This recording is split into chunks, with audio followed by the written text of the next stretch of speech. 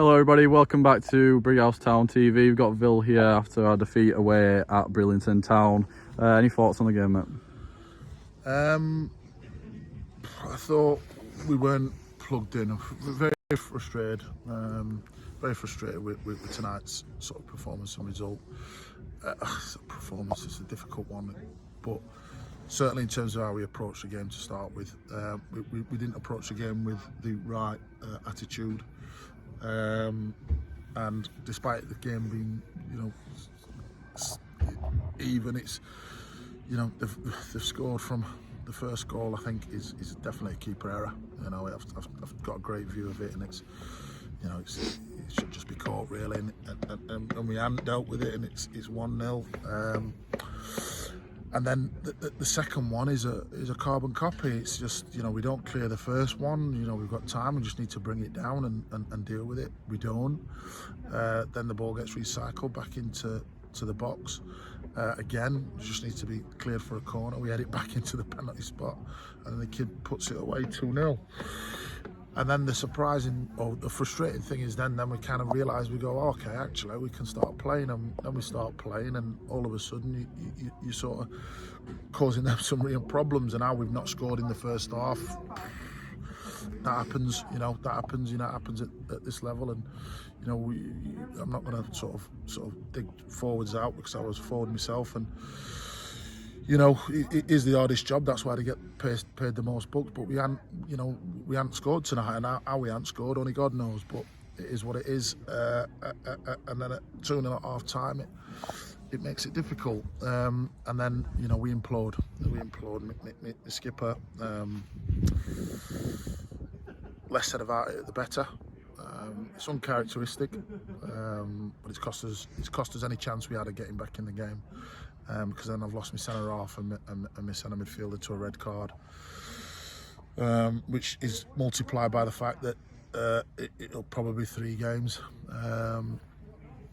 and that sort of kills any chance of us getting anything from the game at that point, because then it's about sort of damage limitation and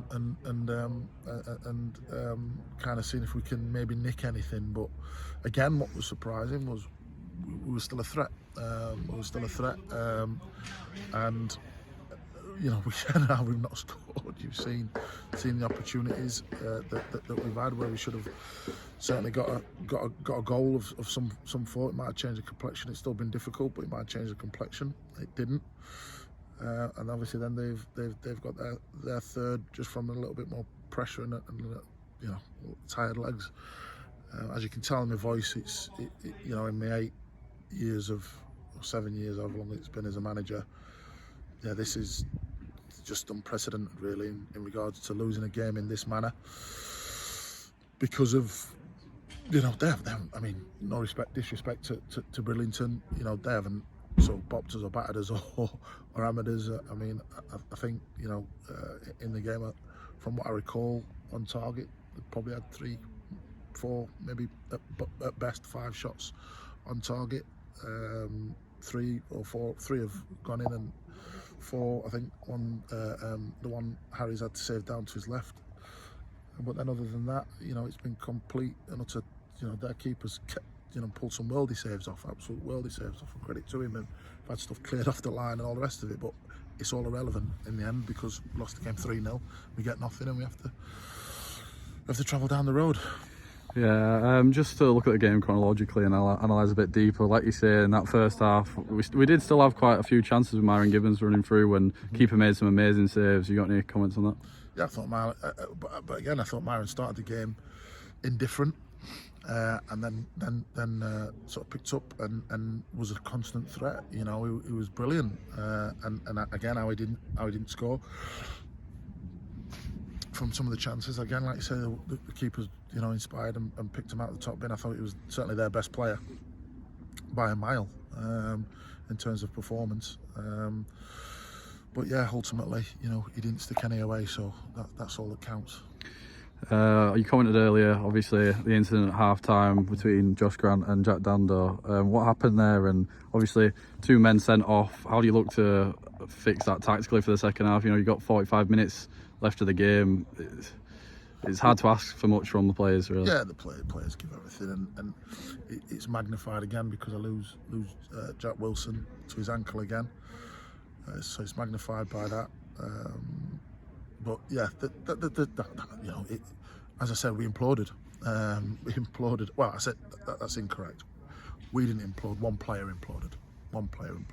And you know, it was down to his own performance and his own decision making where he's lost his head, and ultimately, you know, as I say, got sent off, and entangled another player into it. It's all put to bed now. It's all irrelevant now because, as I said, he realised straight away. But ultimately, he's added to the. I'm not going to say he's cost us result because obviously we're 2-0 down at half time, but it's only made sure that we couldn't get back into the game. So moving forward, obviously we got Belper on Saturday. How do we look forward to that game, Phil? Yeah, we're going to be obviously, you know, we're going to be up against it a little bit. Obviously, injury to Jack Wilson and whatnot. But listen, we'll approach it like we do any other game, and we'll have to pick ourselves up after tonight and train Thursday and you know, give them a right go on Saturday. Perfect, mate. Thanks for that. Cheers.